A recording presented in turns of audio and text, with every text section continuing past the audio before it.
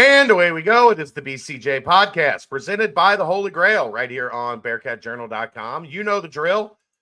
Downtown, going to take in a Reds game. Maybe you're downtown for that Cincinnati-Dayton game that is coming up. And you want to get a little pre-gaming in. Bengal season right around the corner. Training camp about to open.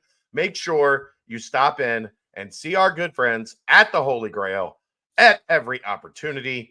Great food, great drinks, and remember, an extra 50 cents from every purchase of Cincy Light will be donated back to the Cincy Reigns collective that supports Bearcat Athletics. All right, let's get this going. Welcome in. Dave is not here tonight. I'm not sure. He's doing something with his dad. He said he wasn't going to be able to make it. But we've got Keegan. Keegan has been all over the world in the past 2 weeks. He's been in Vegas. He's been in Rock Hill, South Carolina. He's been in Augusta, Georgia.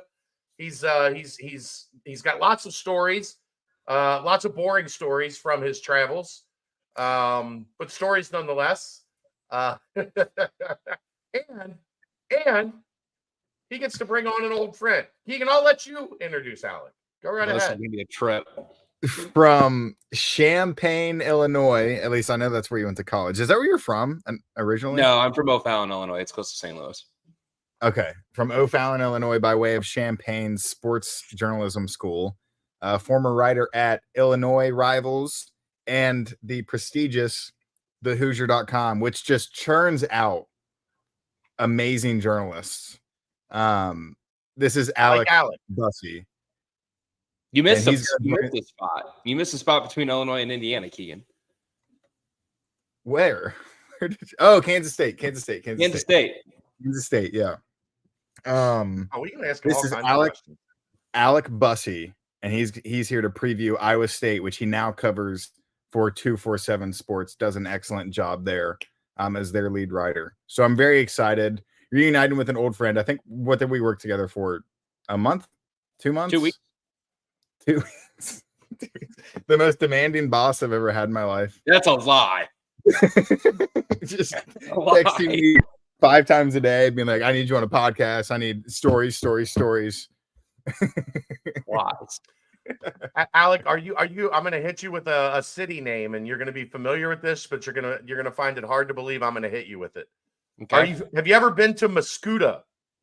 I have, yeah, multiple of times, like countless probably. It's only like 15 minutes from where I grew up. I know. Have you gone to the fall festival in Mascoutah? Yeah, I have. I've also gone to their 4th of July festival a lot, which is a big one. They love their fireworks there. Played in a lot of baseball tournaments there over the 4th of July. And then when I was in high school too. So my uncle is in the Air Force. He's been stationed there for Scott 40 Air Force years. Base. Yeah, Scott Air Force Base. So he lived in Mascoutah for a long. Now he lives. I think he might live in O'Fallon. But welcome to town. He's on a golf course somewhere in O'Fallon. I think so. Yeah, I think so. Bam. So yeah, I've been in your neck of the woods a lot growing up when I was a child. That's wild. The wonderful Mascoutah, Illinois. It's a big vacation spot. Oh, it is. It is. Especially it's one weekend in August or early September. I think August. So I remember it was always right like when we were going back to school, and we would go for the weekend and enjoy the big parade and the to-do in Mascoutah. So there we go. That's my contribution to the show. Keegan, take it away. The entire show. Yep, I'm done. Okay. Go get burnt over your head against Iowa State 4 times. Oh, I was so mad. No, it was Kansas State. Oh, Kansas State. Okay. I was finishing up a game right before we got started, and it was 35-14. I was in cruise control mode entering the 4th quarter, and then Jordan Young got beat deep twice on back-to-back plays for 70-plus yard touchdowns. I was about to fire him into the sun, but luckily I didn't, because then on the next drive, pick 6, Jordan Young, and we got the 42-28 victory I am now 10-1 in my dynasty first season. The only loss was a 1-score loss at Colorado. Wow. They're a problem in the game. They're fast. They did it too. Travis Hunter hit me with this in the end zone twice, I think. You almost threw your controller to TV. I was mad. You're overrated. Yeah. No, they're rated very high in the game. I can tell you that much. But other than that, doing well. But CycloneAlert.com, Iowa State is perceived to be one of the best teams in the league. It's going to be a messy battle at the top, it looks like. But Alec, give us an overview of Iowa State as we get ready. I know we are, I think, officially 2 weeks from camp here. I don't know about you guys, but we're 2 weeks from the start of camp here. Yeah, they're right about 2 weeks here. Camp, I think, starts July 31st is what Matt Campbell told us. July 31st or early August. That's I think what that Matt Campbell told him, Keegan. I think expectations at Iowa State are probably rising just a little bit as the season gets closer. The more like media silos that you like kind of get into, the more and more you're seeing people, I think, come around to the idea that Iowa State is a potential contender in the Big 12 this year. They return between 18 and 20. What was that? Everybody. They return everybody from last year. 18 of 20 starters from last season. They're top 5 in the country in returning offensive and defensive production last year, according to ESPN's Bill Conley. They do lose a couple of key contributors on defense. Linebacker Gary Vaughn, respected leader in the locker room, someone Matt Campbell trusted a lot. And then I think their biggest loss would be All-American corner and day 3 draft pick, TJ Tampa. He went to the Ravens. And he leaves a pretty big void in the secondary, but they're really confident in what the safety room can do to kind of replace him. And then, the defensive line, like you said, Chad, it returns everybody. And I think that they expect the defensive line to take a pretty major step forward entering fall camp and then eventually as the season gets going. Keegan? With Tampa specifically, that was the main thing I wanted to talk about because it seemed like he spearheaded that game against UC last year where they just could not do anything on offense through the air. Who specifically lines up to kind of replace him? Is he a worthy replacement, or is it kind of something where he has to continue to develop to get to that point? Yeah, it's a really good question. Miles Purchase will be becoming their number 1 corner. He started the last 2 years for Iowa State, and joining him opposite on the other side of the field will be Jontez Williams. Williams started the game against KU last year, played most of the first quarter, and then was removed for the second through third and fourth quarters. Then Williams also started the bowl game, the Liberty Bowl, against Memphis. And the Iowa State defense struggled without Tampa in that game. They gave up a few explosive plays over the top. If you know anything about Memphis, though, like they actually return a pretty good amount of talent. Seth Hennigan is going to be really good. They're a potential like group of 5, CFP team. And they return a lot of production from last year's Liberty Bowl group. But yeah, I mean, it's going to be Purchase and Jontez Williams as the starting corners. You're going to see Darian Porter kind of rotate in there a little bit. And they added a couple guys in the spring, Matthew Best, a JUCO addition. And then a former top 800 player in our composite rankings, Ryan Robinson Jr. He's from Louisiana, spent 1 season at LSU, was actually a walk-on when he was with Tigers. But he decided to leave LSU after 1 season, played sparingly in his first year there, and transferred to Iowa State after the spring semester. So they've made a couple additions at corner. The depth there is still kind of thin, in my opinion. So they're going to need to, stay healthy. And I think another big thing for them is staying healthy, but also just finding ways to be productive and replace the void left by a 13 All-American. How about safety? I know that's a position because we're very familiar now. We have enlightened ourselves on Iowa State's defense a lot over the past couple months. How are they looking at safety? I know, it works in tandem with the corner unit, but safety has been a strong spot for Iowa State for a long time. Yeah, it has been. And they're really high on what the group can be in the fall of this year. Bo Frailer is someone who Matt Campbell respects a ton as a leader. He's a captain, was a captain as a junior, will be again as a senior. He's someone who really sets the tone for the entire defense. He plays more of that middle safety, strong safety kind of role. for them. But Jeremiah Cooper is more of like your ball hawking safety, someone who had 5 picks last year. Malik Verdon, good athlete. He had a broken forearm last year late in the season that prevented him from being able to finish the season. But those 3 are the top contributors in the safety room. Drew Surgis played a good amount as a freshman last year. And then also Jamison Patton flashed a little bit. Tashawn James, as a redshirt freshman that Mike Campbell's really high on, he made a couple big plays at the end of the Oklahoma State game. But yeah, I mean, at the top of the safety room, you're looking at 2 pretty impactful players that I think can be, or maybe even should be, all Big 12 players come middle of December when those teams are released. Is there concern at linebacker without Tyson Vite? I mean, he produced All-American after All-Conference after All-American after All-Conference. He's kind of he wasn't the architect of the defense, but he was a pretty important cog. Yeah, so they hired Colby Kratz to replace him, and Kratz was someone who had worked on Iowa State staff for a few years prior. Prior to leaving, I believe he went directly to North Texas, which is where Iowa State hired him away from. So there's some familiarity with him and the coaching expectations of that position group. Matt Campbell is called to like the most talented linebacker room that he's had at Iowa State as he prepares to enter his 9th season as the head coach. Caleb Bacon is someone who is a former walk-on, is now a redshirt junior on scholarship, really reliable playmaker. Zachary Levet is someone who doesn't play a ton, but they also rely a lot on Carson Willich, someone who they're high on. Jack Sadowski started every game as a true freshman, and a true freshman entering this year, former 3-star prospect from Downers Grove, Illinois, just outside Chicagoland. His name is Cal Berzina. He's someone that Campbell has talked about a lot, enrolled at Iowa State in January. Was one of the first commitments in their 2024 recruiting class.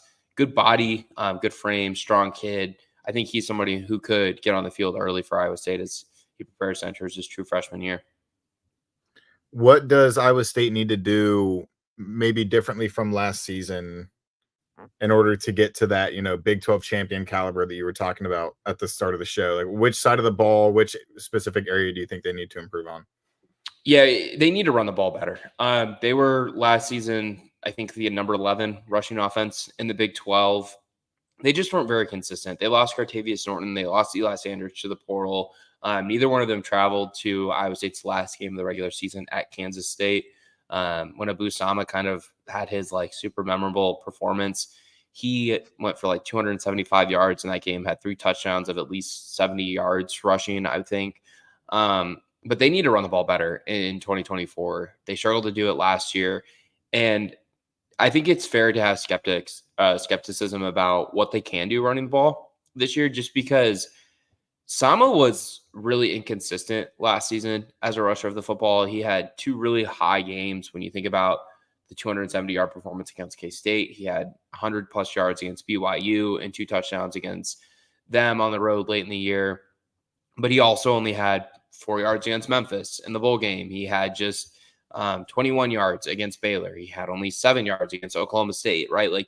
He also struggled at times against teams that Iowa State probably should have ran the ball against better. I mean, he had negative 5 yards against Ohio. And I think that he's going to be their number 1 back this year. I anticipate him being their number 1 back, but I think Eastern Michigan transfer Jalen Jackson could also play a big role, as well as returning true sophomore Carson Hansen, who didn't play as big of a role as Sama did last season as a true freshman. He'll be a sophomore this season. They need to run the ball better because they're going to be able to throw the ball vertically, given some of the receiver talent and how successful Rocco Beck was last season. Do you think some of that lack of production was because of inconsistency on the offensive line with the gambling suspensions and everything? I do. They lost 1 or 2 guys on the offensive line because of that. Midway through the season, they inserted a true freshman, Brendan Black, at right guard. I would anticipate him starting again. But yeah, they couldn't really get outside either. They struggled to get runs to the outside when their tackles, particularly left tackle James Neal, struggled there. I anticipate him moving into guard this season as they plan to start Jalen Travis, former Princeton left tackle, on the left side. They need to run the ball better, but I think a lot of it starts with being able to open holes better. They were fine in pass pro. They were top 4 or 5 in the Big 12 in sacks allowed, which is obviously something that you can hang your hat on. I do think some of that goes to Beck being a quick decision maker, someone who gets a ball out pretty accurately as well. But they do need to run the ball better. And I think a lot of it does start up front, and they should be better there when you consider they're kind of going to reshuffle things up front because of the Travis addition, I anticipate. And then also they're just experience up there. Jim Boniface started at center last year. He'll have an opportunity to battle for that role again after Iowa State returns Gerard Hufford, I believe, for his sixth season. They're also returning Tyler Miller at right tackle. I mentioned Brendan Black. He'll return. And they just return so many guys there that with the experience and the age of that group, they should just be more impactful. Gotcha. Are you surprised that the running game was so inconsistent? I mean, Sama's an incredible talent and had a couple games that just like, holy crap. And then there would be performances where you're like, man, was he hurt? Yeah, it's tough to diagnose because last year I do feel like the running backs could have been better. Like, I do think they should have been better at times. But then at other times, like, I was like, they're just running into a brick wall because the offensive line isn't opening holes. As a true freshman back, like Sama was, like Hansen was, and he only got 12 to 15 carries. So it's not even worth like analyzing his production as a rusher last year.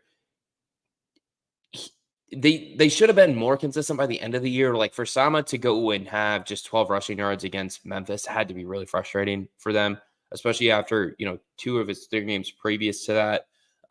He went for over 100. So it kind of felt like late in the year, like he had kind of broken through, right? With the way he played against BYU, the way he played at K-State. And, it's not fair to be like, well, he only had 11 rushing yards against Texas. Like, no one ran on Texas last year. I mean, Tavondre Sweat and Byron Murphy were the 2 best defensive linemen in the country, arguably. So he ended the year really well, but then he goes to the Liberty Bowl and it's like, oh, this is the same kid who struggled to run against Ohio and lost to the Bobcats early in the year. So they need to just be more consistent. And I think that comes with age, but also if it doesn't come with age for those guys, they added Jalen Jackson, like I said, and who he had about 900 combined rushing yards the last 2 years at Eastern Michigan, which isn't like overly productive, but it's somebody who has college experience, is in his 5th year, and is also a threat out of the backfield catching the ball too. Expectation-wise, I mean, expectations weren't very high at the start of last season, right? Like, No, especially you lose to Ohio. Everybody kind of gave up on Iowa State. Was it a surprise how well they kind of bounced back from that and continued pushing forward? Because a lot of teams, especially teams that were as young as Iowa State was, go through a patch like that early, and it's really difficult to kind of get back on track. I thought it was one of Matt Campbell's best coaching jobs to kind of pull that team up and get what he did out of them. yeah, I would agree with that. And that, I mean, I'm not 100% like knowledgeable on like how great of a coaching job he was doing when he first got to Iowa State. But to go from a 1-2 start, and the loss to Iowa isn't never a bad thing, right? Like the Cyhawk game, it's a rivalry game. At the end of the day, Iowa still won 9-10 games, though, right? Like, yeah, but we scored as many points a game as Iowa did almost. That's the 3 of us. Yeah, but like, who's better, Emory Jones or Deacon Hill? Oh, good one. Deacon Hill might be better. Not to throw shade at Emory Jones, but like Deacon Hill might have actually been better. He's an NFL quarterback. He might be. There's some guys in the NFL that you're like, oh, is that guy an NFL quarterback? The loss to Iowa wasn't bad, in my opinion. Like, if they lose at Iowa this year, it's not going to be a red flag. The problem was they responded with a 10-7 loss on the road in Ohio the next week, and they was like, okay, we're 1-2. But they responded right after that with a 34-27 win over Oklahoma State, and that was right when Oklahoma State was bad too, because remember, they lost horribly to South Alabama. And they won 4 of 5 with their only loss being a blowout on the road at OU. I think it was like 50-20 or something like that. And they rattled off wins against TCU, a convincing win against Baylor, and another pretty convincing win against BYU at night. So you look at like the way they responded. I just think they really took care of business in the month of October and then early November, playing teams that they were better than, and they beat them and beat them pretty convincingly. And I think that you kind of deserve credit for that. And then you saw the schedule get challenging again in November. They lose to KU at home. They lost, to Texas, who was the best team in the league. But then they also had a pretty thrilling and exciting game against Kansas State. So it was a really good coaching job. They exceeded expectations last year, but now you enter this season with, like we said, a roster that's basically the exact same as a year ago.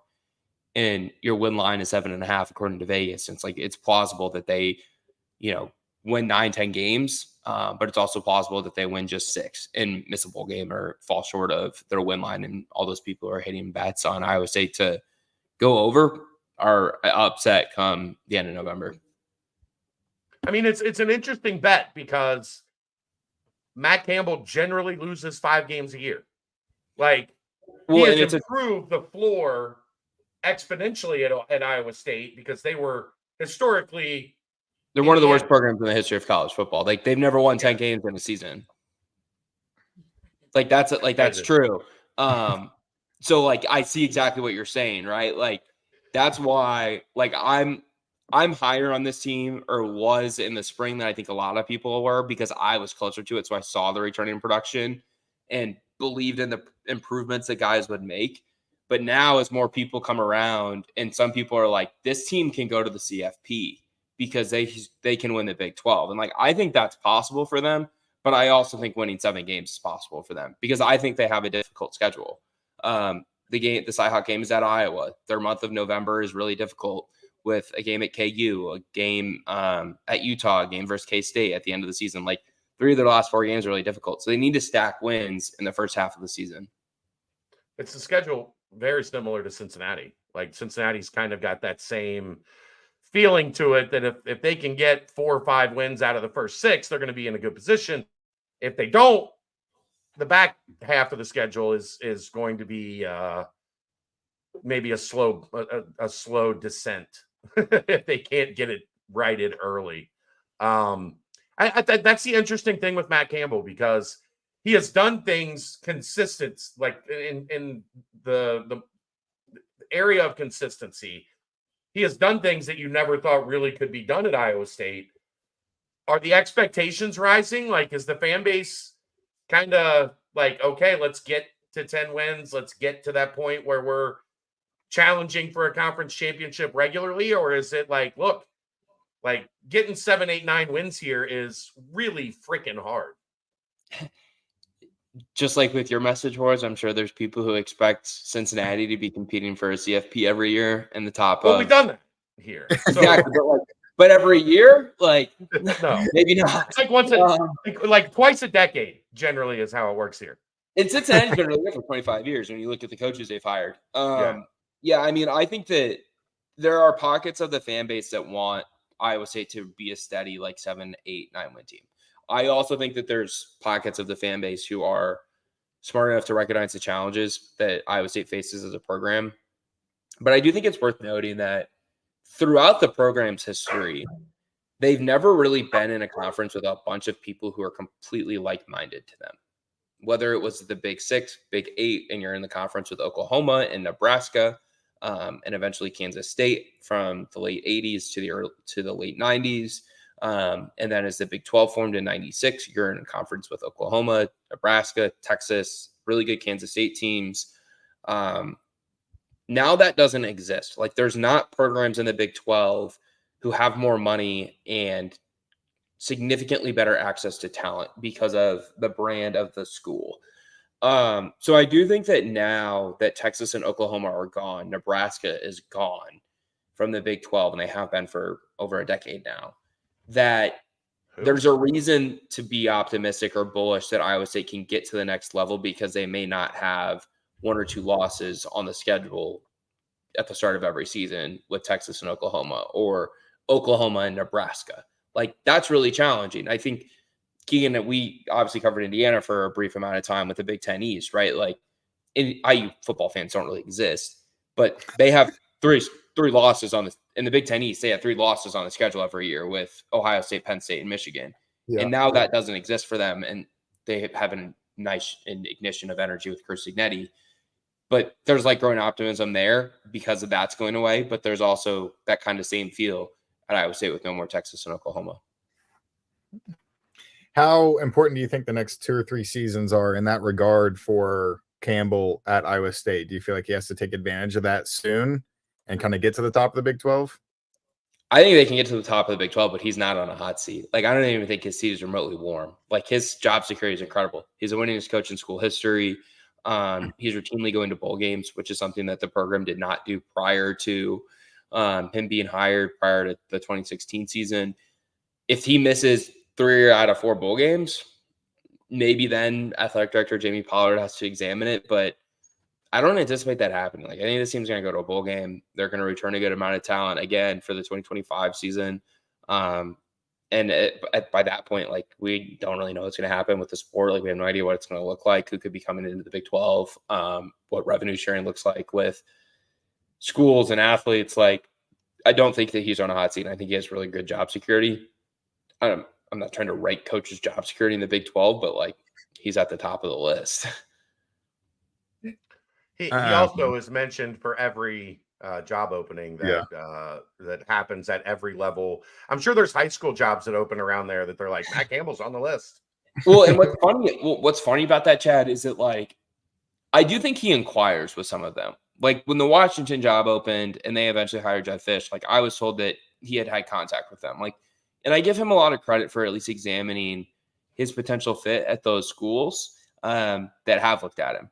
But I also think that part of the reason he loves coaching at Iowa State and he has maybe passed on opportunities with other schools is because of the fit here. And he can do things his way and he can develop a program the way he wants. Like, he doesn't have to deal with, super wealthy, rich donors who want to have their hand in who's playing and who he's recruiting and who he's targeting. Like, at Iowa State, he gets to run a program in his mold and in his eyes, and he's done it more successfully than anyone else at Iowa State history.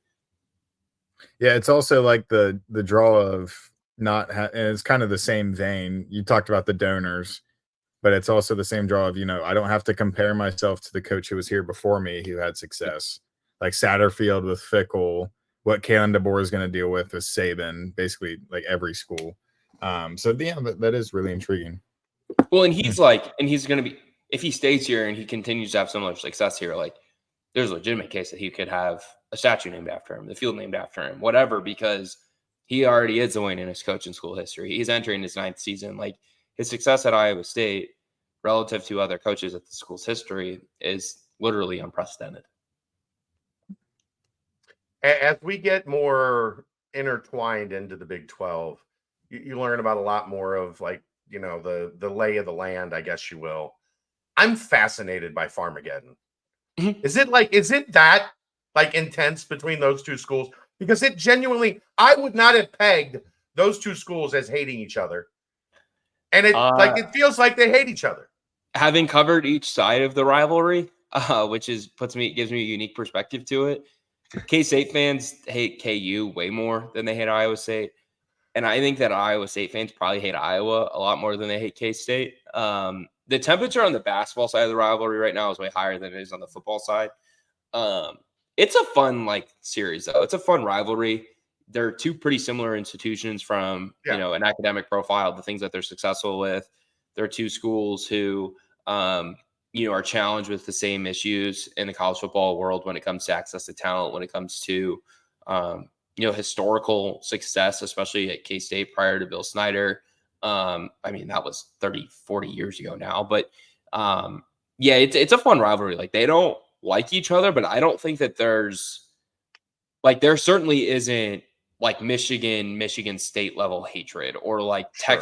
Texas A&M level hatred or even like cocktail party hatred, but they don't like each other. But I think that there's enough of a buffer there because each school has an in-state rival that I think that they would enjoy beating way more, if that makes sense. It reminds me, and you probably, I don't know if you'll get this on the level that we do because we've been involved in it. It reminds me of Kentucky Louisville a little bit, where it's like Louisville's got Kentucky, Cincinnati's got Ohio State. They're both similar, urban universities. There's a lot in common there. There was always hate for Louisville, but it felt like how you hate your brother, right? Like Like, Yeah, no, you exactly. know, so that kind of like that makes it fun, I think, because that's different. It's not, you know, the way that a Kansas State fan's going to feel about Kansas, the way that Cincinnati's going to feel about Ohio State. Like, It's not a big brother, little brother rivalry, is how I it's wouldn't yeah, like. It's not that kind of rivalry where like KU K State is that. Like each of them argue who's big brother, which is so funny because like it's so obvious who big brother is in each sport. But that's why right, it's funny. Like, yeah, KU basketball kicks your butt every year twice. Like right. KU is big brother in basketball, and K State is big brother in football because they've won 15 years in a row. Like that's just how it goes. It's a fun rivalry. It's fun to cover. It's fun to be close to, and it's been pretty competitive throughout Campbell's 9 years at Iowa State. And you know, him and I think Chris Kleiman have a lot of similarities, which I think also makes it fun. Give us the lowdown on Tyson Veit. What you were able to get to know about the guy. That is a high energy human being from our experience with him so far. Yeah, only covered him for one season. I don't think I ever actually talked to him in person, but he was a big architect in Iowa State's defense and defensive success for the last several years. Kind of helped orchestrate the defense along with coordinator John Haycock. And I think it was a good hire by Scott Satterfield, someone who is familiar with the defense in the Big 12 that like everyone runs now. The defense that Iowa State runs, the 3-3-5 that Cincinnati is going to probably mold itself to, is largely responsible for like the Big 12 shifting from the 60 to 57 TCU Baylor game in 2014 to like a pretty smash mouth, like run the ball kind of league. So, you know, it's a physical defense. It's a defense that challenges teams to run the ball effectively. And if you can't, you're really going to struggle to move the ball. He's someone who's obviously been around the block. He's an experienced coach, someone who, like you said earlier, Chad, has had a lot of success developing all Big 12 linebackers, a few All-American linebackers throughout his tenure with Iowa State. And I was pretty impressed with the hire by Satterfield. And I thought it was kind of outside the box, too. Like he never had called a defense before, if I'm not mistaken. And it was kind of outside the box and creative. And I kind of liked it. Well, the tie was obviously Satterfield and Campbell exactly together. And then, you know, they kind of used that. Go ahead, Keeks. Sorry. He was at Bluffton, head coach at Bluffton. So he has, what is that, D3 experience as a defensive leader? But yep. Basketball real quick. How exciting is that prospect? Because one, Iowa State's going to be really freaking good. And two, this league is stupid. It is so stupid. Yeah, it's going to be a really fun year in Hilton Coliseum. Projected preseason top 10 team after going to the Sweet 16 and losing to Illinois in a pretty tight game. They returned their top 4 leading scorers, 2 All Big 12 guards, and All Big 12 freshmen. Like, if you're looking at teams returning talent, there's probably not one in the Big 12 that's better situated. KU, obviously, you know, they bring a ton of talent in from the portal with AJ Storr and Rylan Griffin. Hunter Dickinson comes back. No matter what you think of DeJuan Harris, he's back. But yeah, the excitement is really high for Iowa State basketball. They were undefeated at home last season. I think we'll have an opportunity to do it again with how difficult of a place Hilton Coliseum is to play. And yeah, I think what's also interesting for Iowa State fans is they're going to Maui for Feast Week, and there's a loaded field there. UConn's there, North Carolina's there, Auburn's down there, or out there, I guess I should say. So that you're looking at like 4 or 5 preseason top 10 to 15 teams. So I think that adds to excitement too, because last year they just had such a pretty uneventful non-conference schedule. When the ACC was talking about the Big 12 gaming the net, they were talking about Iowa State and TCU for the most part. So that adds intrigue to it as well. And you mentioned like how good the Big 12 is, and you know the top 5 of the league is, you know, pretty top 10 impressive in the country, essentially. Yeah, I mean, like they're all top 10 in the country, and that I think adds a lot of intrigue too, because they get some fun home games. Like KU comes to Hilton Coliseum, I believe Arizona comes, Baylor comes, so you're getting 3 of those 4 other top 10 teams in the country in the preseason on your home court. That's a lot of fun for fans too. It's got to be a little annoying though, right? Like you've got a top 10 team, and there just so happens to be 4 other top 10 teams in your league. Like somebody in that group, and I'm not saying it's going to be Iowa State, but somebody in that group is going to underperform just by the law of averages, you would think. Yeah, I don't know who my pick would be. I'm lowest on Baylor of that group. I know that. I don't like their size. I don't think they're going to guard at all. But their guard play is going to be really good. Like BJ Etchcomb's really good. Jeremy Roach is really talented and experienced after playing, I think, 4 years at Duke. Baylor's a team, but they also might have the second best coach of all the schools there behind Bill Self. So betting against Baylor might not be smart. I'm interested to see how Arizona adapts. I think they're going to be okay. Tommy Lloyd, I think they're going to be all right. A lot of basketball games, but it's a different style of league. Like it's the night in, night out grind is going to be a lot different than they experienced in the Pac-12. And they still had some bumps in the Pac-12 where they didn't, they didn't look great. They're notable for that. Weeks. I'll tell you this right now. KU they don't get Kansas at McHale, but like they're going to get one of the top 10 teams in the league on their home court. Sure. 2 or 3 days after losing on the road at West Virginia or Oklahoma State or something. And I just be like, wow, Arizona did it again. They're front running again. And then they're going to turn around and they're going to smoke whoever at McHale by like 15. So like, oh no, this is a really good team.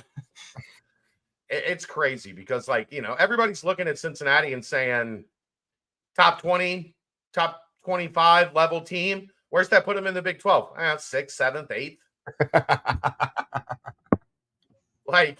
And when you get to that level, the margin that's the crazy part. Like the margin from 6th to 10th or 11th is going to be a game or two.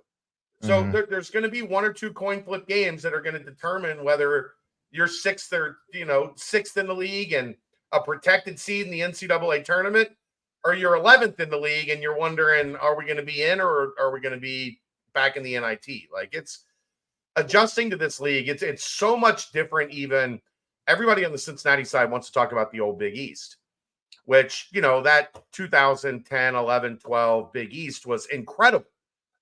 But the biggest difference is there were bad teams in that league. I think you're overlooking bad teams in that league. I don't think there's anybody look, I'm Alec, DePaul, St. John's was bad back then. Yeah, I mean, Colorado, obviously. To me, like, this is a conversation that I actually really enjoy having about the Big 12. The top of the league is incredible. Keegan, you were at Big 12 Media Days. Chad, were you there? No. Okay, so Yormark was talking about how, like, Big 12 football is great because of its parity and its race, and all these teams are really competitive. But like you could say that Big 12 basketball is like the SEC at the top, and then like at the bottom you kind of have some teams like Vanderbilt or Mississippi State or whoever it may be. Like Colorado's not going to be good. Oklahoma State was horrible last year. West Virginia was an embarrassment to the game of basketball last season. Like there are bad teams in the Big 12, and as you add teams, like you've added Houston, you've added Arizona, so you've added 2 really good programs. Cincinnati's obviously a program that's historically had success. But, like, you've also added UCF, who is historically bad. Arizona State, not very good. Utah, not very good. Colorado is, like, fine. Like, it kind of, like, averages itself out. And I look at the Big 12 basketball this year, and, like, the top 6, 7, 8 looks really good. But after that, I don't see a ton of, like, really impressive rosters or teams. I'm going to tell you, I covered some of those, like, DePaul games. Well, they're really bad. Like there was USF, like they put USF in the Big East with Villanova and Syracuse and UConn, and like there were my point being those teams couldn't compete in mid-major conferences back in the in the Big East heyday. The teams at the bottom of the Big 12 are at least like if you play poorly, they can get you. There were 3 or 4 teams in the old Big East that it was 2 wins a year if you played them twice. Like it wasn't. That's fair. If competitive, that's they weren't good. You don't get like that's the thing I noticed last year. The problem Cincinnati had is they would get like mentally as you're adjusting to this, you get to a team that's at the bottom of the league and you think these guys stink, and then you're 10 minutes into the game and you're down 8. And you're like, oh, no, don't stink. Not great. Like, we should be beating them. But we're playing like shit, and all of a sudden, like, we're scrambling to get back to even. There's just a lot more of that in this league than there used to be in the old Big East. If that's your point, I certainly agree with it. I just look at like the Big 12 on paper this coming basketball season, and I don't think it's a league that's going to get like 10, 12 teams in the tournament. Like, I think it's going to get eight or 8 9. for sure. I think it'll get 8 or 9. Yeah. And if it gets 8 or 9, that's what it had last year with 14 teams. So, like, the proportions, that's my whole argument. It's like the proportions of it are evening out, where it's like you're adding good teams, but you're adding bad teams. So it all just kind of like funnels to the middle. And it's like your schedules are going to have, you're going to have scheduling favorabilities and you're going to have scheduling challenges. And you just have to hope you get a favorable one, and you want to get certain 2 plays and you want to get certain single plays. Like, if you're going to play Kansas, you either better get them at home. And if you're not going to get them at home, you better get, if you're going to play Kansas, you better get KU at home, because you're not going to beat them at Allen Fieldhouse. And I know Cincinnati came close, but you're just not going to win there. Cincinnati wasn't ever going to win that game. Like, no, but they played them. They played them close, but there was never a point in that game where I felt like, all right, Cincinnati's got momentum, and there's a chance they're going to win this game. Because every time they would get right within striking distance, Kansas would pull away a little bit, and that place is freaking loud. I mean, what a great place to watch a basketball game. I know there are a lot of people that were like, oh, it's old and it's dated, and there's benches and they don't have chair backs. And I'm like, who cares? Like, watch them in that place. It is awesome. Yeah, they were just in a funk, right, Chad? Just in a funk, yeah. It's just a funk. Get out of that funk. Oh boy. All right, man. Well, we appreciate you popping on. You and Keegan, like, have you heard what Keegan did in Vegas? Were you in Vegas? I was in Vegas, but we didn't go out together. He was in Vegas for like 24 hours, I think. Keegan got a haircut while he was in Vegas. He got some laundry done. He went to the gym a couple times. He had Chipotle while he was in Vegas. Does that sound anything like the things that you did while you were in Vegas? Monday night I was there when we landed. I was in the casino until 2:30. I like and it. then Tuesday night before we flew out at like 2:00 the next day, I was also in the casino until 2:30. So no, we were really disappointed. We spent an hour and a half roasting him last week live from Vegas. Yeah, I would have too. Yeah, we tried to get him to go to Pac-12 media days because he was there Wednesday night, Pac-2, and they had an open bar. And instead, he went and did laundry. I enjoyed them serving drinks at the tables. If you're playing, I may have abused that for a little bit. Yeah, that's where they get you. Like they suck you in, and like eventually, that's the thing. Eventually, you're gonna lose.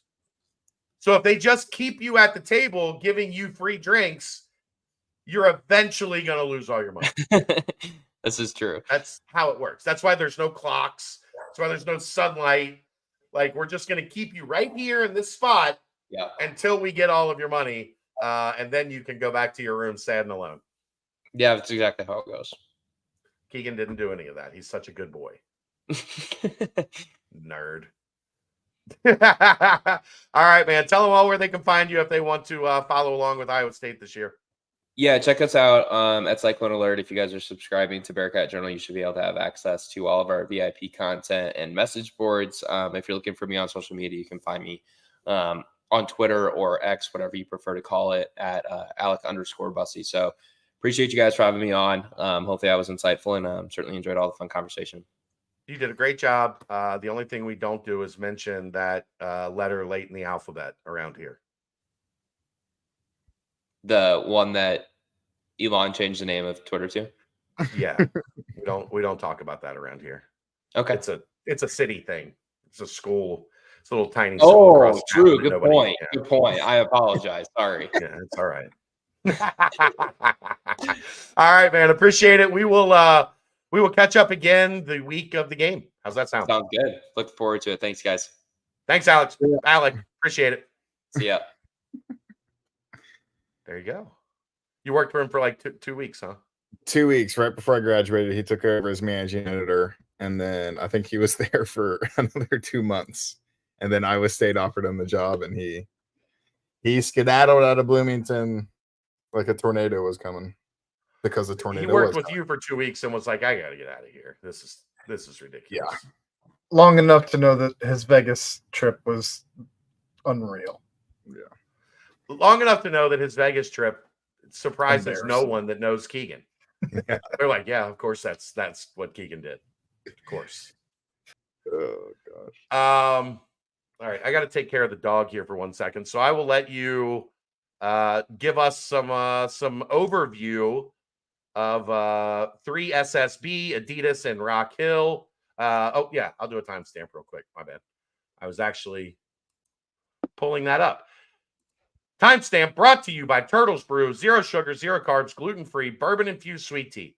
They have lemonade tea, strawberry mint, cherry lime, raspberry peach, orange vanilla, 6% ABV. They are available in over 100 locations throughout Ohio. Visit turtlesbrew.com for more information and the location nearest you. Also, 12-ounce pouches out now. So you can get that in an individual or a 5-pack. And absolutely outstanding summer drinking out by the pool, out on the lake. Get you some Turtles Brew, and you will be very happy. Keeks, let's hear. Let's first start off with Adidas. That was the first time you had seen the Adidas crew this year. What was your take on the talent level and that place in Rock Hill? Is how all of those places should be built. Yeah. It is awesome. It is by far the one in Memphis I liked, but it's a little cookie cutter. There wasn't really anything that like set it apart. It's a nice facility. But man, that place in Rock Hill is awesome. Yeah. The seating was awesome. It was perfect, like baseline seating.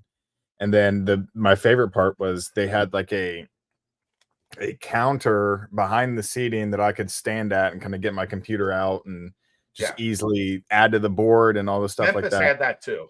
So Yeah, that was one of the things I did like about Memphis. I didn't realize how like clutch that was. And I actually thought about it. I was like, should I do this or is that too nerdy of me? And then I did it and I was like, oh, I can never go back. And then I went to Peach Jam and sat on a wood bleacher and I freeze myself to death because it was 50 degrees inside those gyms. It was crazy. But yeah, you know that picture of Coach Sabino that you sent me? I won't talk about what was in it. I don't want to incriminate him. I was like, you look miserable. He was like, I was freezing my ass off. Yeah. It's so cold in there and it's so hot outside. Yeah, that was my thing. I was like, I should bring a hoodie because it gives me some more pockets to carry like a portable charger around in, AirPods, stuff like that. And then I was like, I'm not walking in 96 and humid in a hoodie.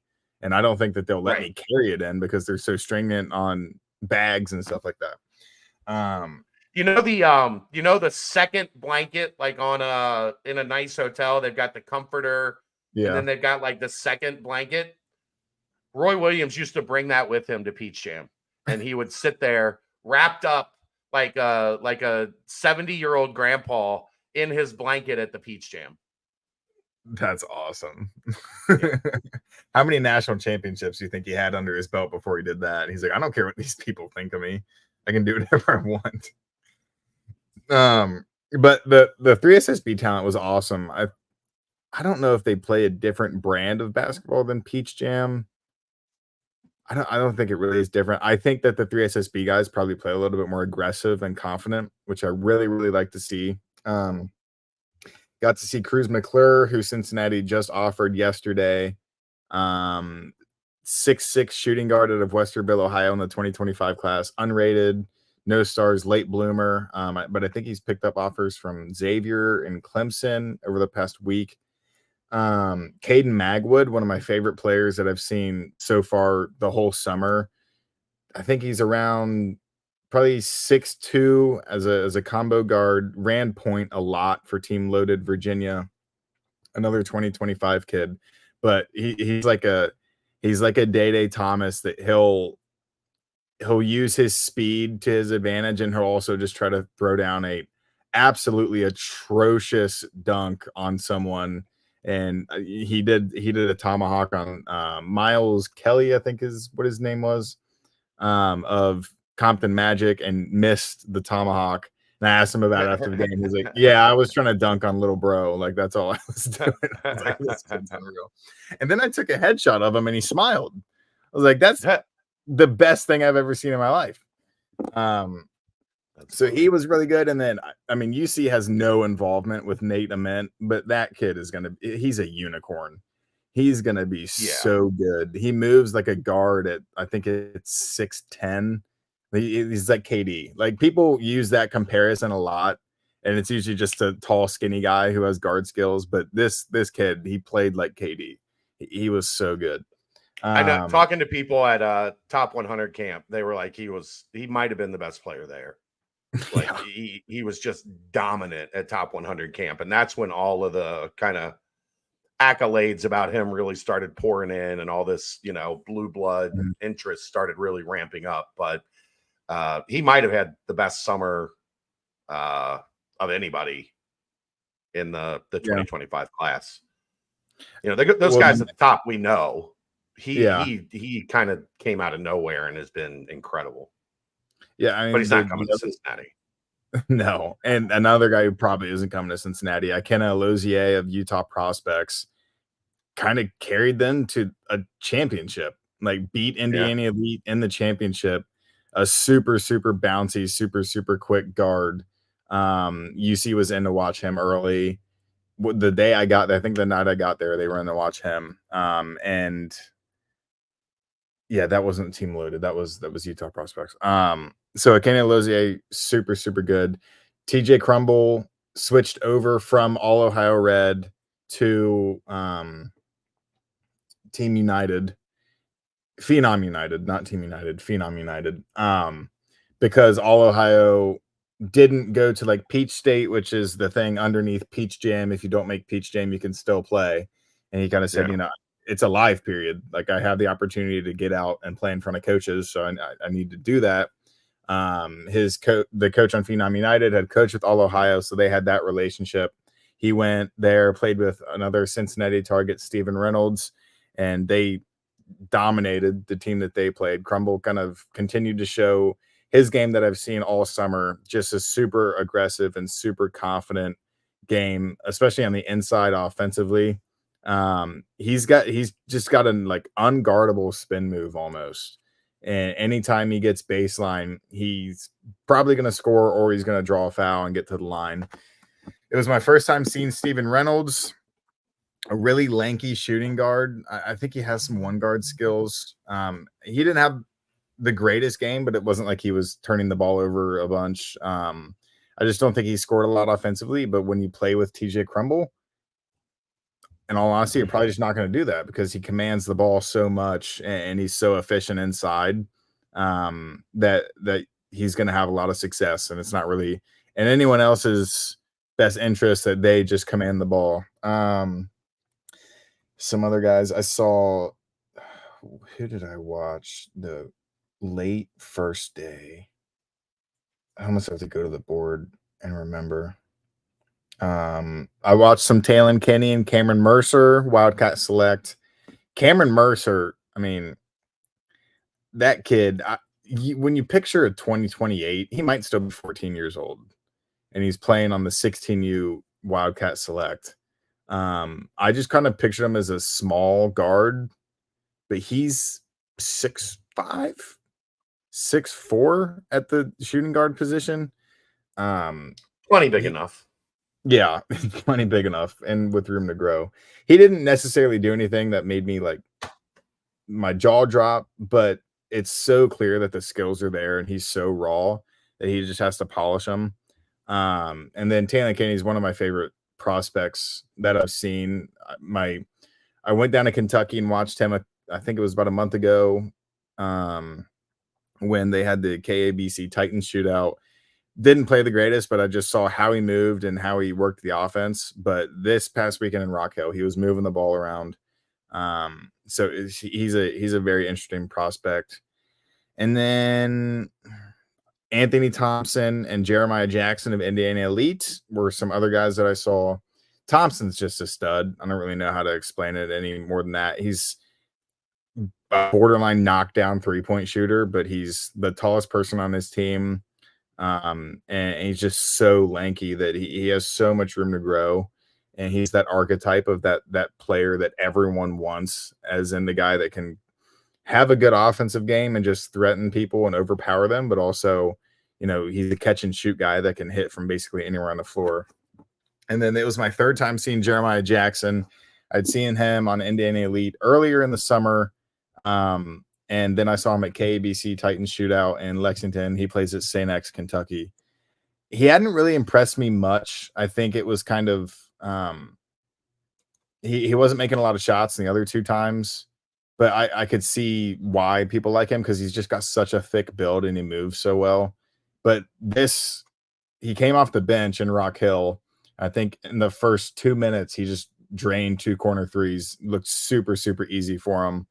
His basketball instincts is probably the best part of his game. There was one transition down the floor, cross court pass, and then he was kind of facing the opposite direction and then just did like a touch pass to one of his teammates coming down across from him, and he just took it to the hoop immediately and got a bucket. So I think his basketball instincts and his awareness is something that I really, really like. And then when you top that with the ability to shoot, the ability to drive and use the thick build, he's got a really thick lower body against his opponents.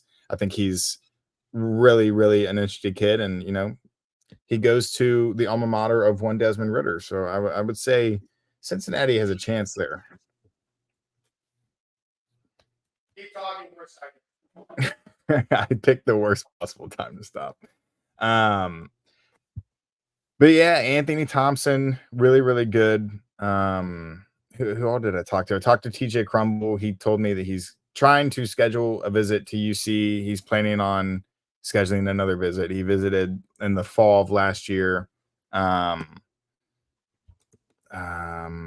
to Taylor Kinney. He kind of said Xavier, Indiana, Purdue are the schools that are prioritizing him right now. And then Caden Magwood got finished with the top 100 camp, just kind of came through Cincinnati for a few hours, talked to the coaching staff. So, those 3 guys are interesting, really, really good players. And I really like that Cincinnati is trying to, they're really, really active in all the top 40, top 50 players. I think Caden Magwood's going to be a little bit of a riser. I think he's around the 50s, something like that. But yeah, he's super talented, going to Combine Academy in North Carolina. So I'm looking forward to following his recruitment. I think he said he's going to cut down his list of schools here soon. That's going to be a tough one. Like I think Cincinnati's in an okay spot, but that one's going to be crowded. I mean, Anytime you can get so a weird. It's so weird the way that recruiting has changed, because it feels like a lot of this is a lot of movement that usually happens 2 months ago is happening now. Like the transfer portal almost delayed everything. Like the stuff that it used to be, you would come out of April and May, and some of this too is allowing coaches now to go out in June and see like the high school and the showcase events. But it felt like you would really know like where everything stood coming out of May, and then July it was like very detailed on like they're focused on these guys, and you kind of knew it. You would have an occasional like Dan Skillings popped up in July, his rising senior year, but for the most part, you knew in June like what the board looked like. A lot of these places, they're still just offering kids. Like, you're starting to see, like normally recruitments would blow up in April, and you're not seeing that anymore. They only got 1 week out in May, so I don't really think they got to like dive in pretty heavily. So you're just now getting to a point where coaches are kind of comfortable with who they think is good and who they think is a fit or whatever. It's just been a weird evolution of watching everything kind of push back 2 months, because now we're we're almost to the start. We're 2 weeks from the start of football camp, and then official visit season is a month from there. So we are 6 weeks from kids really taking visits and going into decision mode. The other interesting part, Keegan, I don't think, and I think if you looked at like at Davion Hannah's official visit list, I think maybe that was a wake-up call for some people that there are no limits on the number of official visits you can take What do you anymore. do, like 8? Something? 9. I think he's up to 9. He's going to take 9 official visits, which I couldn't imagine. Could you imagine doing that every weekend for 2.5, 3 months? Like, Does he that not just have homework? feels like a lot. What? Does he not have homework? They don't do homework anymore. Dude, Keegan, like Kelsey went through middle school and she had homework like 3 times in middle school. I had homework in multiple classes every night. Every day. It was my philosophical issue with school. You didn't like homework? I didn't need homework. You taught. It helped me a lot. I learned. Like, I've always been a fast learner. So like, I sat down in your class, you taught, I paid attention. We have completed our contract. I can pass your tests with good grades. Like, the student teacher exchange here is complete. You taught, I learned, we're good. I don't need to go home and work on it more. Like that, sure, there's some stuff like, but it's a general, like, yeah, like some math, when you get into calculus and all that crap. But like reading and yeah. Well, what have we used any of that for? No, yeah. Like, yeah, we had to go through it and sit there, but it's not applicable in life unless you're like an engineer. Like, I don't know. But yeah, they don't have homework anymore. It doesn't exist. I guess they give them. Kelsey had a period in school every day where that's where they did their homework. Oh, it's intervention. Yeah, I had that. Whatever. In middle school. So that's like, do you have homework? She's like, no, I did it in school. I'm like, they would have whipped our ass if we tried to like sitting in a class trying to do homework from a different class. That would have gone over great. Anyhow, I digress. Yeah, so it's going to be interesting. Visits are starting to come out. I still, man, especially next year is going to be fascinating because there's going to be so many spots.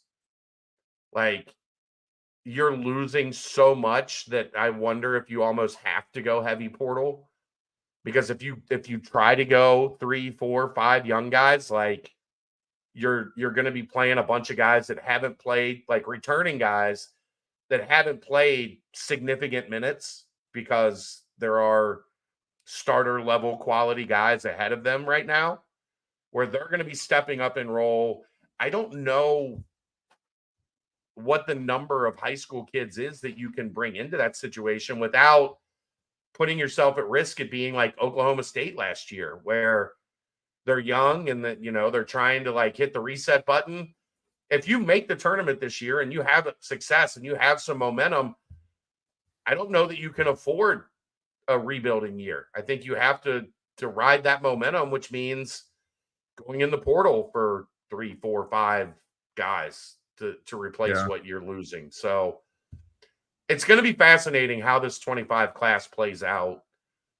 Just on that front, obviously there are a couple guys that they absolutely would take no matter what, but I still think there's a lot of fringe guys that they're deciding on, that they're, we saw Desmond Briscoe, released his final 6. I don't know if they're going to take a young big. Yeah. Like, I just don't know if you can ultimately. Okay? Bigs, I almost like the days of taking high school bigs are going to be limited because they take a little bit more time to develop. And in this league, you ain't got time. You better win games. Because if you bring a soft ass roster into this league, you're going to be sitting at 6-14 and wondering where the hell's the program headed if you do that math wrong. So it's going to be interesting. Do you aim small, miss small on some top 20 guys in that scenario if you're going portal heavy and you just say, top 40, somewhere in that range. I think you have to. And I think you have to find. I think you have to recruit guys that you think can help right away. Immediately, yeah.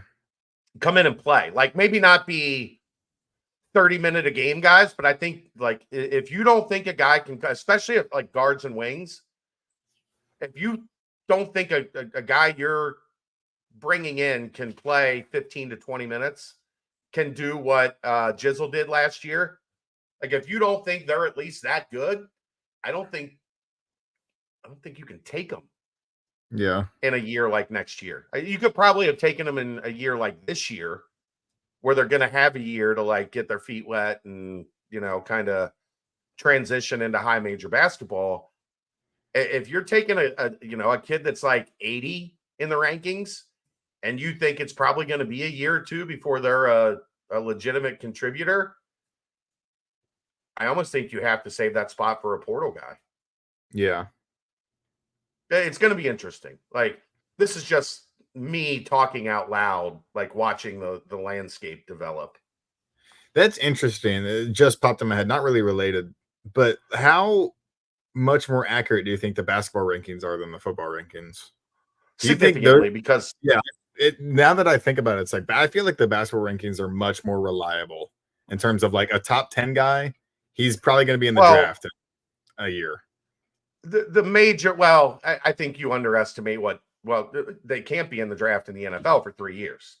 So no matter what, physically, those guys are going to be significantly different from when they walk on campus to when they walk out into an NFL setting. But in basketball, it's obviously not that type of sport where you're just crashing into each other over and over again, where you have to be physically ready for that. Yeah. Now, you do, especially when you're, if you're in the Big 12 or the SEC or the Big 10, like, you better be pretty well put together. But it's also, you get to see a lot more of the basketball guys against other, like, high-end, high major talent. So you get a better feel for, what they're going to look like. In football, a lot of that is like 7-on-7. And that is not the football that they're going to be playing when they get to college. Yeah. So that's true. No, there's definitely a variance, just because football kids need so much more. By and large, they're the freaks that are, the top 30, 40 kids in the class, where, you go look at the linemen that, like, Alabama gets. Those are not the linemen that Cincinnati gets. Like, oh, here's a 17-year-old. He's 6'6", 314 pounds, like, all put together. And you're like, where do they get those guys from? That's fun. You look at, like, a pass rusher. That's really when you want to see the difference in, like, the developmental guys and the elite guys. Go look at the pass rushers in, like, the top 50 of the rankings, and they're all like 6'5", 260 pounds. And the guys that UC's getting are 6'4", 212, or what, you know what I mean? Like, there's a lot of physical development that has to come with it. I think my J was like 210 pounds or something when he got to UC. You have to take a gamble on some high ceiling guys instead of just surefire 4.5 stars, 5 stars that you can plug right in. And I think that's one of the reasons that a lot of people are excited about Marquez Parker, because he's just, like, he looks like as Big 12 ready as they've gotten in a recruit in a little while. But even, like, Dante, like, he had the size, but he's 6'2", like 6'1", 6'2" when he came in. Texas doesn't recruit defensive linemen that are 6'1". You know what I mean? Like, they don't have to. It probably makes their job so easy that they can just organize by minimum 6'4", and then you can just cut out everyone else that isn't above 6'4", and then you can go to a weight, and it's like, okay, and then a certain star rating or a certain high school, and then you can just pick from wherever you want. Allen Right, High like if you're School, recruiting, Duncanville. if you're recruiting high school offensive linemen, Cincinnati's got to be creative. Yeah. Alabama can be like, look, if you're not 6'7", 290, like we're not talking to you. Like we won't even take your number. We're just gonna hang up on you. Get out of my presence right now. Why are you Right. even wasting my time? I don't want to hear about your growth plates are still open. Are you 6'7", 300 pounds? No. Okay, get out. Here's Auburn's number. Call them. Shot at Auburn. That's probably the first one in the history of BCJ. Oh no. Oh, No, that's- Malzahn. Okay, yeah. No, Tuberville. There's yeah, been plenty yeah. of shots at Auburn. Been plenty of shots at Auburn over the years. So after Rock Hill made the 2-hour drive to Augusta, which I realized, I think the dates usually line up. I'm just gonna go Dallas, Charlotte, Atlanta, and fly back to Cincinnati next time. Those drives through the mountains are, I did not think, like, I'd rather go to Kansas City. I'd rather drive through Indiana and Illinois than, you know, I'm coasting and then it's like, okay, now I have to take this 45-degree turn at 60 with a truck next to me, and there's not a lot of room in between me and a 300-foot drop. I was trying to tell you that on your way there, and you're like, it's not that bad. And I'm like, it's that bad. Yeah.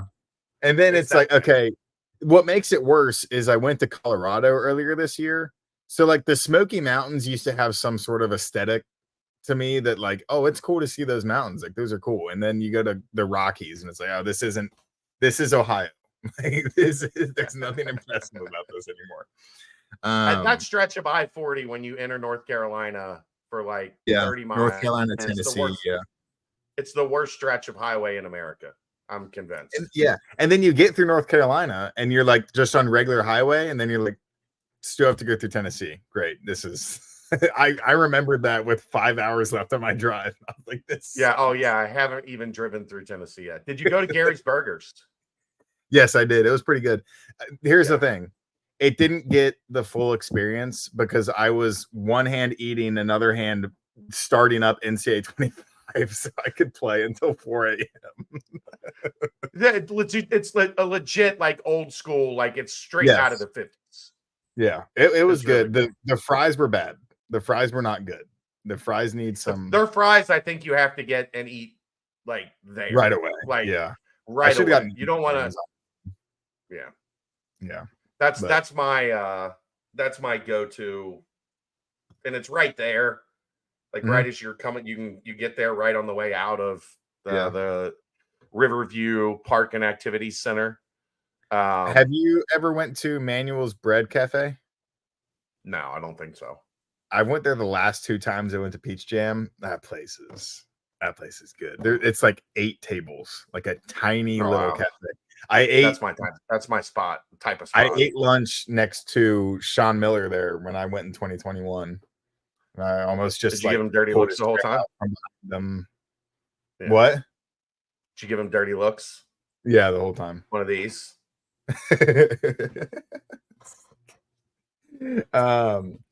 So went to Peach Jam and saw a lot of the guys that I've seen all summer. Jaden Johnson from Trinity is one of my favorite prospects that I've seen. I mean, linebacker, defensive end build, but moves like a one guard, like plays with a lot of passion too. That's what my favorite guys are, the guys that just like their motor is super high. Like they're not messing around when they're on the court. You know this. There's a lot of guys that they're just like, I'm too good to try. Like I'm going to give 80%. I'm going to play some defense when they're close to the basket so they don't score on me. And then I'm going to hope that I get a pretty good 3-point shot on the other end. But like Jaden Johnson, Caden Magwood, TJ Crumble, and Davion Hanna are all guys that compete every single possession. So first game was Jaden Johnson with Mocan, got there, saw most of the second half, some of the first half, because I literally drove straight from Rock Hill to Augusta, walked into that game. And then I can't remember who was next after Jaden Johnson. I have the schedule. Let me look real quick. But yeah, Jaden Johnson, just a really imposing figure. He can shoot it really well. He played really, really good in Kentucky when I saw him. So I'm really, really interested to see how UC gets involved there. Another guy that's you're probably going to have to fight with Kentucky and Louisville. Yeah, that's the hard part about any like high level Kentucky kid is you're going to have to deal with those two one way or the other. Yeah, absolutely. The next one, I was going to watch Felipe Quinones and Jamal Jones. Quinones wasn't there. I think he's involved in the Olympics with Puerto Rico. I know he's been doing that. I don't know if that's why he wasn't at Peach Jam, but he wasn't on the roster when I looked on the website, and he obviously wasn't there in person. But I did get a peek at Jamal Jones, really wiry kid. I had noticed him when I was watching Quinones before, when I watched him in Indy and in Cartersville. I didn't watch him in Cartersville, just in Indy. So he had caught my eye before. UC recently offered him. He's a good player, moves really well, and just like Quinones, tries to score at both levels. And then the next day was 2025s because the 2026s didn't play. I think I started with who did I start with? Started with BJ Davis Ray of Houston Hoops. They got demolished by Team Takeover. Like Team Takeover. Look, and you know that happens to a lot of people. Yeah. They're my favorite program. They're my favorite Yeah, AAU program to watch. Like they play so damn hard, and it's not just that they play hard.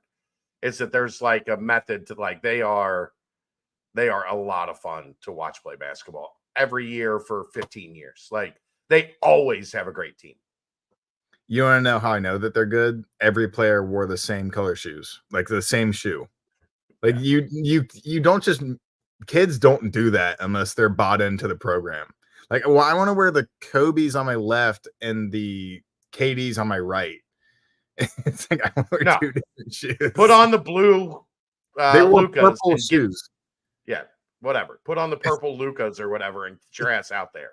Yeah. Shut up and play basketball. Shoes, we will go get some really good player from the DMV that wants to play here. And he will take your spot.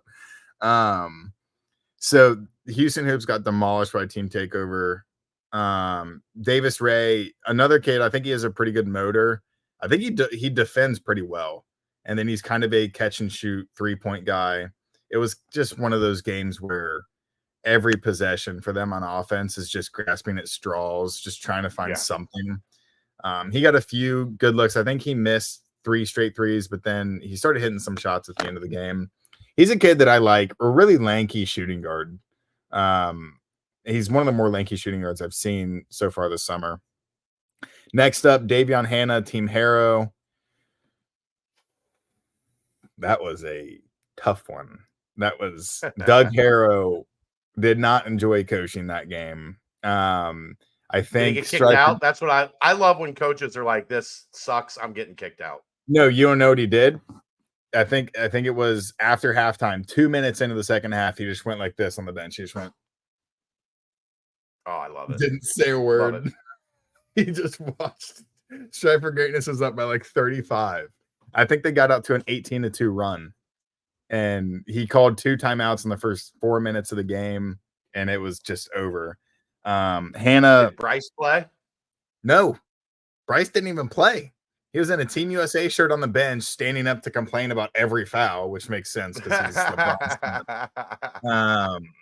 But which I give him credit for even going because he has no reason to go. He could easily just say, "Hey, I'm Bryce James. I'm going to stay in Los Angeles and not go to Peach Jam and not play." It's kind of LeBron's team. Kind of. Yeah, still. I guess it could have been load management. That could have been why he didn't play. Not that he... No, I think he had something physically that was bothering him. Like nothing major, but like an ankle or something minor. Could possibly play during the 2 weeks that they're down there. So Hannah, he had some trouble scoring in the first half. I think he might have had 5 points, missed some free throws too. It was just an off game for Team Harrow. Xavion Mitchell couldn't hit a bucket close either, which that's when you know. And Zach Kinzinger was missing open threes. So it was just really, and they probably just want to get home and play NCAA 25 at the end of the day. That's what I wanted to do when I was sitting there watching them brick. So, but it was like, it's another one of the reasons why I really, really like Davion Hannah, because he just competes. Like, he was yelling at kids that they can't guard him when he was down by 35. Like, he would he'd go in and do like a step back. He'd do a step back fadeaway mid range, make it, and then he'd be talking all the way down the court. Got double technicals at some point in the game. And he was yelling at like fans behind the bench and the 16U team behind the bench. So Davion Hannah is probably my outright favorite player that I've seen. And I think even when I can like brag on a kid and then you come and watch him in Indy and you're like, yeah, this kid's freaking good. Yeah, he's really good. He's good. He's really good. Again, that's going to be a tough one. Yeah.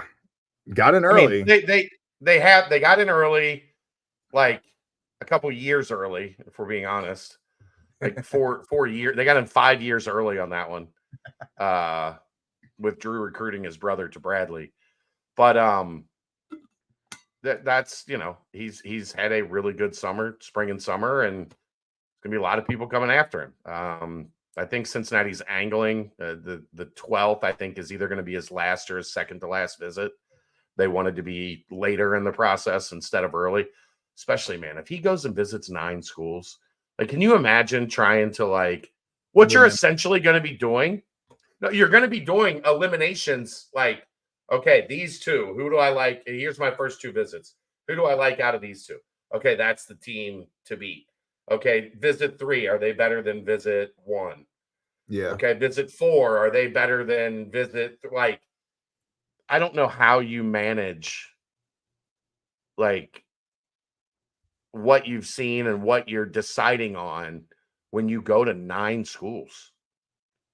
Like, doesn't it all just start to sound the same at some point? I guess maybe that's the point, is you pick the one that stands out, that sounds different, but yeah. Or you just go to 9 schools and see who offers you the biggest bag. One of the 2. I feel like he's in an interesting spot because I feel like he had 4 schools that he probably really liked. And this is literally just me looking outside the situation, you know, knowing his development and everything. I think he probably had 4 to 5 schools that he really liked. And then all of a sudden 3 more schools. So he was like, dang, I could play for them. That's when it comes in. So he's like, there might actually be 9 schools that he could see himself playing at. It could also be that he still has 4 to 5 schools. And he's like, yeah, I'll go eat a lot of really good free food and go get pampered somewhere. Because I mean, if there's unlimited official visits, go do that. Why would you not do that? Right. And then also the portal, you have to make sure that you're in good graces of everyone. You never know what can happen in your career. So if a weekend trip for free food can help you know, an insurance policy down the road, you might as well do it. Right. So then after Hannah, I got a quick peek at Keyshawn Tillery of City Rocks. That was the last game I watched in Augusta.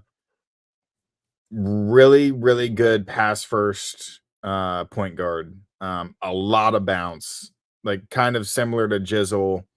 Shorter than Jizzle, probably a little bit more bounce than Jizzle, all things considered. He was definitely pass first in that there were multiple times I saw him drive to the hoop, go up towards the hoop, and then pass, like right at the end, right at the last second. Right. Good shooter, really good fluid shot. First time seeing him, so didn't get to see a ton, and I'm pretty sure they were getting beat pretty handily by Arizona Unity. So really, really good player. I just like those pass first guards, and I think that that's someone that Wes Miller appreciates. And you know, kind of similar to Day Thomas, all things considered. Yeah, I mean that's the interesting part is, he did go to Wes's prep school. So Yeah. Wes should have, all the available pertinent info there. I was talking to Kane Broom about him tonight, which they played him. Kane said he's played him like 4 or 5 times at St. Thomas More since he's been up there. And he said every time that's a kid that gives us 25. Like every time he's the best player on the floor. Yeah. So yeah, 112 national and the composite 71 in the 247 sports rankings, 10th point guard in the country. He should see a jump after this summer, I would think. Yeah. He scheduled a lot of good visits. I know Louisville just offered him, and I knew he scheduled a visit to Cincinnati, and I think there was 2 others that I think Ohio State might have been one. Yeah. I don't remember. But yeah. There you go. That's what, you're 5 days on the road? Yeah. Stopped at Buc-ee's on the way back. So that's always fun. You got me some peaches? Got him some peaches from a roadside stand from a very, very ones. Man. Those are the best ones. Yeah. I have a roadside stand that I prefer. That's in South Carolina on the way out of North Augusta. That I stopped at for years and years and years. And then I think it's still there, but they moved the highway back. Like they made the highway wider. So then the place that the peach stand was had to move back like off the road. So you had to like get off and like turn into it now, as opposed to it literally was like you just pulled up on the side of the road.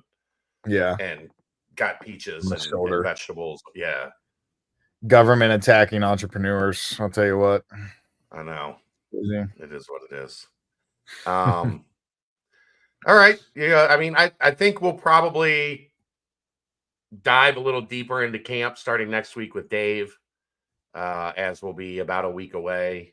At that point, I know you're going to have your position series kind of pick up now that you're back home and ready to go, ready to rock and roll. And it's going to be a lot.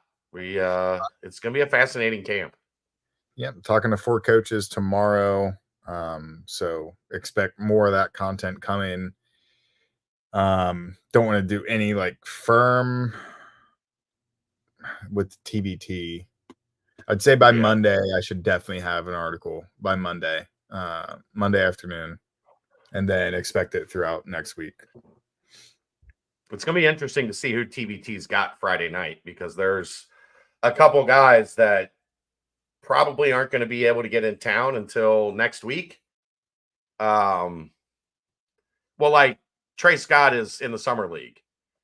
And I think Jake is finishing up with his overseas team. So I think he's supposed to be in town like Thursday night. So he should be here for Friday, but he's not going to be here like for long. Jaron will be there, but Ock is here. Octavius Ellis is in town. So that'll give him, him and Corey, probably the best group of 5s that are going to be in the bracket. I'm interested to see how it goes Thursday or Friday night, 8:00. If you're going to get a ticket, make sure you use code Cincy, CINCY TBT 15. No spaces, just all one code, and that will get you 15% off your tickets for TBT Friday night. And excited to get down there. I've got radio until 6, so I'll be down there shortly after that, and get to watch the Bearcats back in action at Fifth Third Arena. I know Troy is in town. Mamadou, Deshaun Mormon, one of my favorites. Is they're trying to get Kane to play, but he's coaching. Whose cousin was it that was on the team last year? No, it's Troy's cousin, Jalen Adams. Oh, Marquez Letcher Ellis. Yeah, he'll be Yeah, back, but he might not. He might not be here until Sunday or Monday. Dang it. I freaking love So, watching that guy play. Yeah, but he Would- might. I don't know. He might be here for Friday, but he might not. Would they play Saturday if they won, or is it Sunday? Friday, Sunday. Perfect. So Perfect. we will be there. Had a chance to chat up those guys today. And then we'll be me, you, and Reagan will be full go on coverage for Friday and hopefully Sunday for another, summer crosstown shootout potentially. Yeah. It was so much more fun than I thought it'd be last year. I thought it was just going to be kind of, TBT, unofficial. Well, when Jake and Jaron are putting 50 on everybody. Just making everything. Yeah, crazy. like, that made it a little bit more fun than than it the has past been. years. Yeah. Yeah. So, but we'll see everybody there. Excited for that. Rheingeist is having their 1 year anniversary for Cincy Light on Friday that afternoon. That goes till 7:00. I think Tony is going to be there broadcasting from noon to 3. There's a NCAA 25 tournament, which I'm really upset that I'm not going to be a part of I might have to. because I'm getting good. Like I'm figuring it out. And I'd like to test my ability against others that maybe haven't been playing the game for a week at that point. 24 hours logged already. Yeah. Didn't get a lot of time today, unfortunately. I had stuff to do. So I've gotten in, I think, 2 games and do a nightcap with Aaron after this and try to get in maybe 1 or 2 more. Yeah. Are you still road to glory? Like, when are you going to be ready to play? I'm doing a full 4-year career and then I'll be on Dynasty. I kept looking at you I kept checking you last night and you were still on road to glory. This fucking guy. I might take, if I get a grad year, I'm playing a 5th year. I'll probably transfer to my. You didn't redshirt. You didn't redshirt, did you? Yeah, you're right. I think is it played more than 4 games or 4 games? 4 games. So if you play in 4 games, 5, you can redshirt. Yeah. Then I only played 4 games my freshman year, so I redshirted. Let's go. I'm getting a grad year. I'm going to Bama. Let's go. You're ridiculous. All right, that's going to wrap it up. We will, like I said, it'll be full speed ahead next week, heading into camp that starts on the 31st. They go out to higher ground, I think, the 3rd or the 4th, and then we'll pick up coverage from higher ground from there. And we will begin the rapid march to the 2024 season. Thanks to Alec Bussey for joining us. Thanks to Keegan Nickerson for filling in for Dave. This is the BCJ podcast. We will see you next time. Brought to you by the Holy Grail right here on BearcatJournal.com.